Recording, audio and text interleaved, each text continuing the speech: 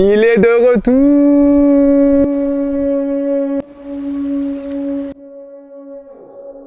On fête aujourd'hui la plus grande fête pour les chrétiens, Pâques, qui correspond à la résurrection du Christ. Ah, Pâques! Les cris des enfants lorsqu'ils trouvent un œuf dans le jardin, le gigot qui mijote dans le four et embaume le salon, et ses retrouvailles chaleureuses en famille. Alors tout ça c'est magnifique, mais nous les chrétiens, avant de faire la fête, on a eu 40 jours de carême. 40 jours de jeûne, de pénitence, de privation. Pour un week-end de fête, on mange des chocobons. Il y en a qui auraient manifesté pour moins que ça. Moins de carême, plus de chocolat! Vous êtes la CGT.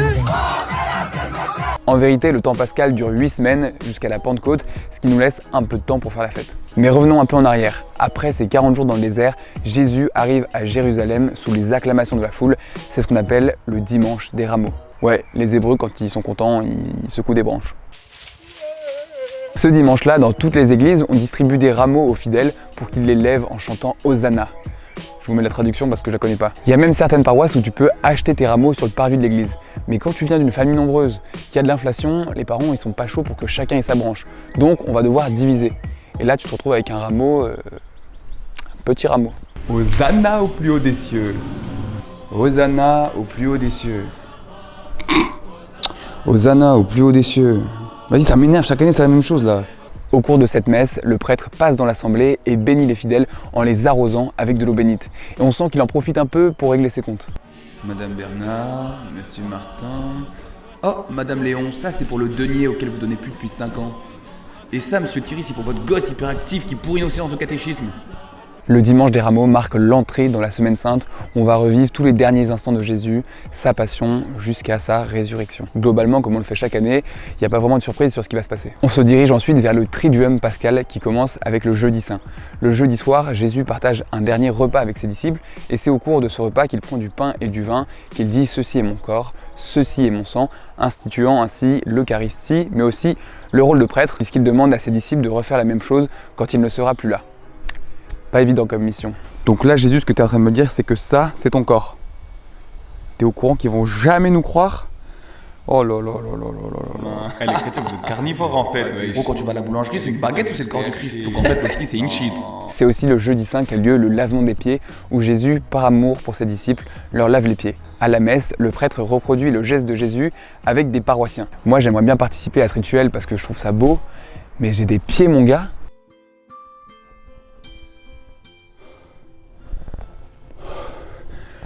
Oh, quelle horreur! Après le jeudi saint vient le vendredi saint, le jour de la mort du Christ. Ce jour-là, pour les chrétiens, c'est jour de jeûne et on revit toute la passion du Christ, toutes les souffrances qu'il a endurées jusqu'à sa mort.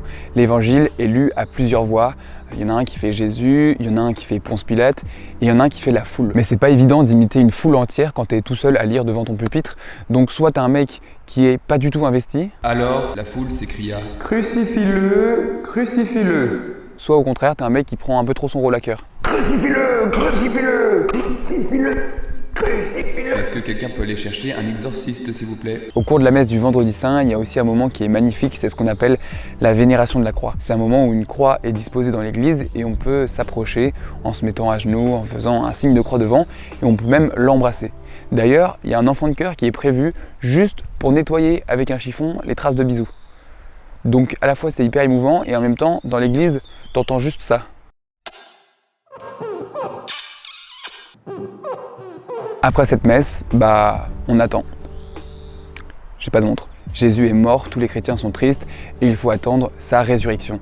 Et sa résurrection, elle intervient le dimanche où enfin on peut se réjouir. Enfin, on a plutôt l'habitude de le fêter dans la nuit de samedi à dimanche au cours d'une messe qui s'appelle la Vigile pascale, ou plutôt la messe la plus longue de l'année. Heureusement, on a une petite distraction. Les bougies.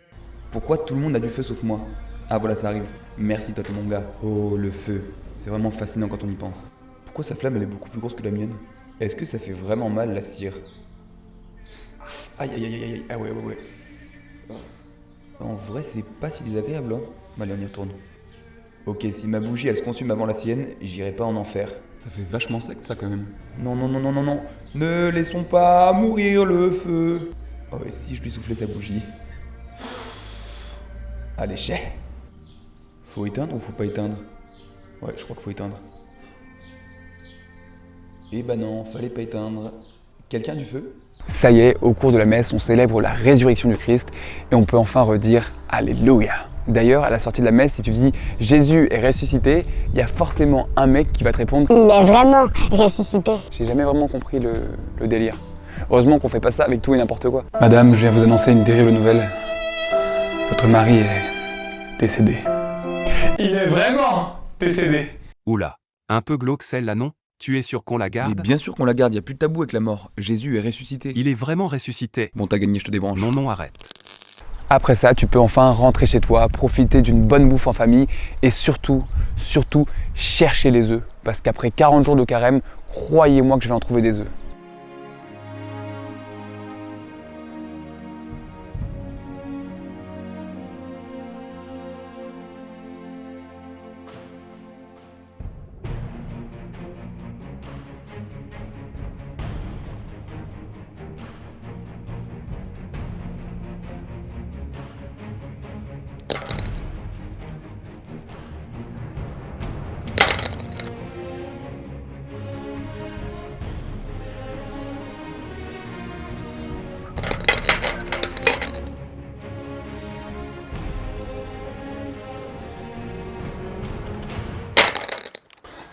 Bah voilà, on est pas si mal là. Hein? Pourquoi elle chiale la petite là? Bah peut-être parce que tu lui as pris tous ses œufs. Ouais, qu'elle cherchait elle aussi. Puis elle a jeûné. Mais elle a 6 ans au fond. Voilà. Pas de jeûne, pas de chocolat. C'est la fin de cette vidéo, j'espère qu'elle vous a plu. Mettez un pouce bleu, abonnez-vous, activez la cloche de Pâques. Yes. Profitez bien en famille, joyeuse Pâques et que la paix soit avec vous.